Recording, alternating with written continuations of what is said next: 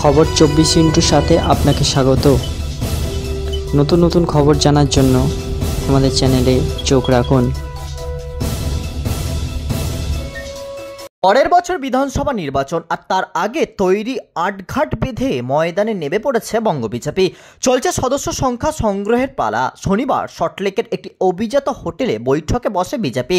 উপস্থিত ছিলেন রাজ্য সভাপতি সুকান্ত মজুমদার থেকে দলের বিভিন্ন স্তরের নেতারা, ছিলেন কেন্দ্রীয় পর্যবেক্ষক সুনীল বনসাল। তবে দেখা যায়নি দিলীপ ঘোষ এবং শুভেন্দু অধিকারীদের। বিজেপি সূত্রের খবর, এদিন নিচু তলার কর্মীদের দিকে নজর দিয়েছেন কেন্দ্রীয় নেতৃত্ব।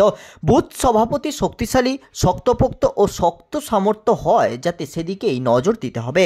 একই সঙ্গে বসে যাওয়া কর্মঠ সেই সব পুরনো কর্মীদের বুথ কমিটি, মণ্ডল কমিটি অন্তর্ভুক্ত করতে হবে।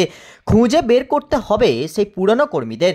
নতুনরা অবশ্যই থাকবে, কিন্তু পুরানোদের ফিরিয়ে আনতে হবে বলেও আলোচনা হয়েছে এদিনের বৈঠকে। এছাড়াও নেতাদের কাছের লোককে দিয়ে যাতে কমিটি গঠন না হয় সেদিকেও নজর দেওয়ার কথাও বলা হয়েছে। যোগ্যদের কমিটিতে স্থান দিতে হবে। জেলা, মণ্ডলের বা অন্য কোনো প্রভাবশালী যেন অযোগ্যদের জন্য প্রভাব না খাটান, সেদিকেই নজর দিতে হবে। ব্যুরো রিপোর্ট, খবর 24/7।